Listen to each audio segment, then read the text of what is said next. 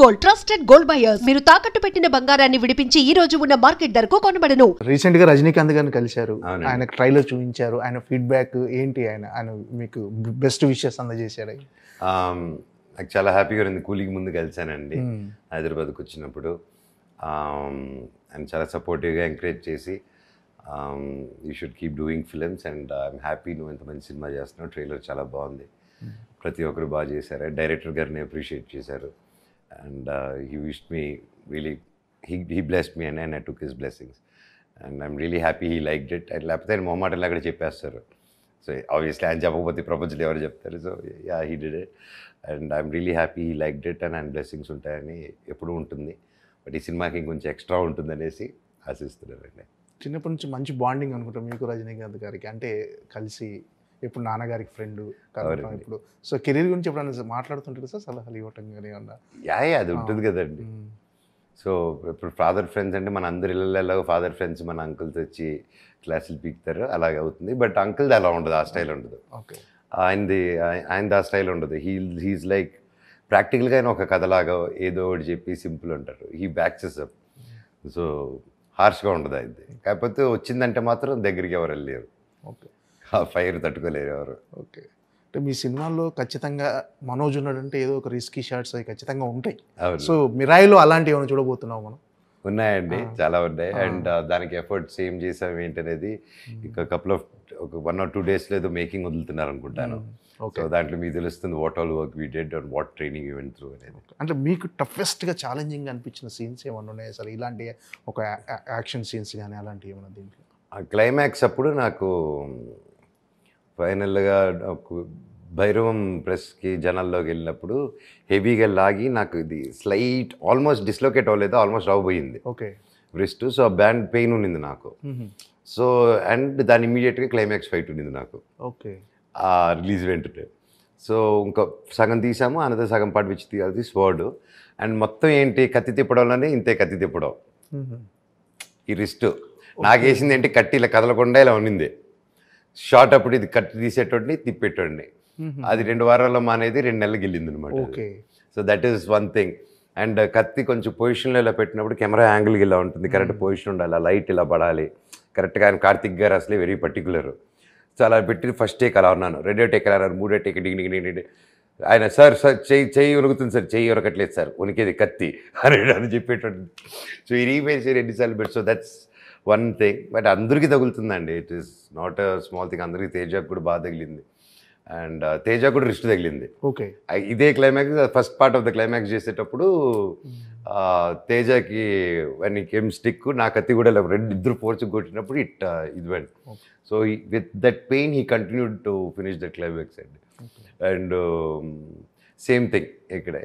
And one more thing ఏంటంటే first ఫైట్లో director గారు వద్దు ఇది వైరు లేకపోతే ఎన్నైనా పెట్టి చేయిస్తాను, మిమ్మల్ని చేయలేను అది ఇది ఉన్నారు. ఆయన అలా బ్రేక్ వెళ్ళి వచ్చే లోపల ప్రాక్టీస్ చేసేస్తున్నారు రోప్. అది ఒక మనిషి మీద ఎక్కిలా తిరిగి ఇలా రోల్ చేయడం అనమాట. ఇంకా ఆయన ప్రాక్టీస్ చేయడం చూసి పరిగెత్తుకుంటూ వచ్చేసాడు. ఆయన వచ్చేసి ఉండండి మీకు చేయలేదు, అదేదో కెమెరా ముందే చేసాడు అని చెప్పి దెన్ వీ వెంటనే I did that short in single thing అనమాట. And it came out really good. అంటే ఆఫ్టర్ మెనీ ఇయర్స్ భైరవం కంటే ముందు కదా, దాని సెట్కి వెళ్ళడమే ఫస్ట్ ఫైట్ అదే. ఫస్ట్ ఇంట్రడక్షన్ ఫైట్తోనే మొదలుపెట్టాం shooting 3 years back, 2.5 years back. తర్వాత దెన్ నాకు చాలా ఉండింది మైండ్లో. సరే ఐ వాజ్ యూఎఫ్సి ఇవన్నీ మిక్స్డ్ మార్షల్ ఆర్ట్స్ ఎప్పటికప్పుడు I was learning. But then mind అప్పుడులాగా స్టంట్స్ చేయగలుగుతామా, లైక్ చిన్న గ్యాప్ వచ్చింది, మళ్ళీ అది టైమింగ్ ఉందా, నాకు మనిషిని కదండి, నాకు ఆ ఫీలింగ్స్, నాకు ఆ చిన్న డౌట్స్ ఉన్నింది. ఫస్ట్ డే ఉన్నా కూడా సెకండ్ డేకి again I got my confidence. ఎప్పుడైతే 1-2 చేసేసానో ఓకే టైమింగ్ ఉంది, చాపకి అయితే వచ్చి ఇంకా అనుకుని ఒక దీంట్లో ఫస్ట్ 1-2 days వెళ్ళక ముందు మాత్రమే చాలా నర్వస్, చాలా క్వశ్చన్స్ నా మీద. కెన్ ఐ డూ ఇట్, నా వల్ల అవుతుందా, అదే టైమింగ్ ఉందా, అదే చేయగలుగుతానా అని. బట్ థ్యాంక్స్ టు డైరెక్టర్ గారు and the whole team, they took really good care of me and they gave me, నాకు ఆ కాన్ఫిడెన్స్ ఇచ్చింది వాళ్ళే. And they complete credit goes to them only అండి. ఎలా సార్ అంటే డైరెక్టర్ కాంప్రమైజ్ అయ్యే వరకు చేస్తూనే ఉంటారా, లేకపోతే మీరు కూడా అంటే ఖచ్చితంగా మీ ఆ షాట్ బాగా వచ్చిందని వచ్చే వరకు మీరు చేస్తూనే ఉంటారా సార్? షాట్లు ఎలా ఎలా ఉంటుంది మీ అంటే మాకు నచ్చినప్పుడు డైరెక్టర్ గారు ఇంకోటి అని చెప్పేసి వీళ్ళు definitely sir we want go 1 more and want try 1 more అని చెప్తాం. అండ్ సమ్టైమ్ ఆ డైరెక్టర్ ఇది బాగా వచ్చేసింది అన్న దొరికేసింది అంటారు. ఇంకొకసారి అన్నప్పుడు ఓకే చేయి అంటారు. దే వోంట్ స్టాప్, ఎందుకంటే దే ఆల్సో ఇంకేదైనా దొరకచ్చు. అండ్ మేము ఇంకోటి చేసిన తర్వాత then will make a decision, లేదు అదే బాగుందంటే ఓకే అదే వెళ్ళిపోదాం అండి. So like that. And mostly it's director గారే వెరీ ప్రిసైజ్. అండ్ నా ప్రతి మూమెంట్, ఐబ్రో, కళ్ళు చూపు దగ్గర నుంచి డైలాగ్ ఎక్కడ లేగాలి, ఎక్కడ దిగాలి, క్యాజువల్గా చెప్పాలా, పట్టి చెప్పాలా, ప్రతిదీ ప్రెసైజ్గా డైరెక్టర్ గారు. I become a fan. అంటే ఒక యాక్టర్గా ఒక మూడు ఓకే దీన్ని ఇలా చేయాలని నాలో ఒక యాక్టర్గా నాలో ఏం బెస్ట్ ఉందో అదే పెడుతుంటాను బయటికి. కొత్త ట్రై చేసేదానికి ఎనీ యాక్టర్కి ఉంటుంది అది.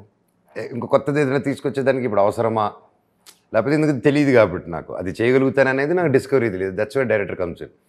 నాకు తెలియంది నేను ఓకే ఇలా ఆలోచిస్తే ఇలా చేయగలుగుతానా అనేది he taught me many things అండి. ఐ థింక్ హీజ్ నాకు చంద్రశేఖర్ ఎలియేటి గారి తర్వాత అన్ని టెక్నిక్ అన్ని ఇది ఆభావాలు ఎలాగ ఇది చేయాలని నాకు క్రిస్టల్ క్లియర్గా నేర్పించింది కార్తీక్ ఘట్టమనేని గారండి.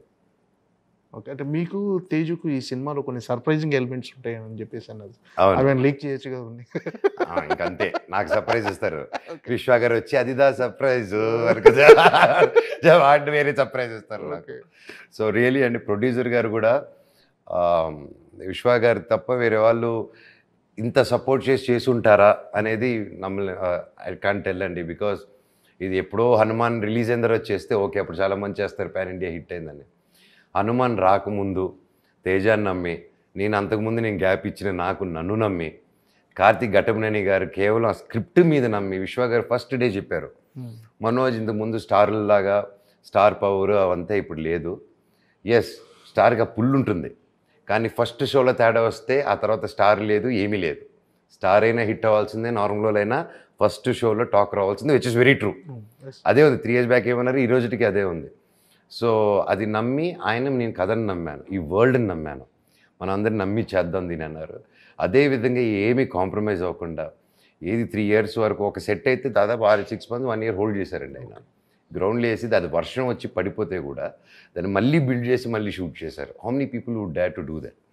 So and he believe the script so much and he supported us. And అందరం నమ్మి నిలబడిపోయి చేసాం సినిమా. I think and I hope and I trust, hope కూడా కాదు, ఐ ట్రస్ట్, ఐ బిలీవ్ ఈ సినిమా పెద్ద హిట్ అవుతుంది అండ్ మంచి ఆదరణ వస్తుందని ఐఎమ్ ట్రస్టింగ్ ఇట్ అండి. అంటే ఎలాంటి విజువల్ ఎక్స్పీరియన్స్ ఇవ్వబోతుంది సార్? అంటే మొన్న ట్రైలర్ రిలీజ్ అయిన తర్వాత నిజంగా స్టన్నింగ్, అందరు మోస్ట్ యాంటిసిపేటెడ్ మూవీలా ఇప్పుడు టాప్ ట్రెండింగ్లో ఉంది సినిమా. సో విజువల్గా చాలా ఎక్స్పెక్ట్ చేస్తున్నారు. సో వాళ్ళ అంచనా, వాళ్ళ ఎక్స్పెక్టేషన్ ఎంతవరకు రీచ్ అవుతుంది? ట్రైలర్కి ఏదైతే అందరూ ఎక్స్పెక్టేషన్స్ ఉన్నారో అది మాత్రం యూజువల్లీ 100% రీచ్ అవుతారండి.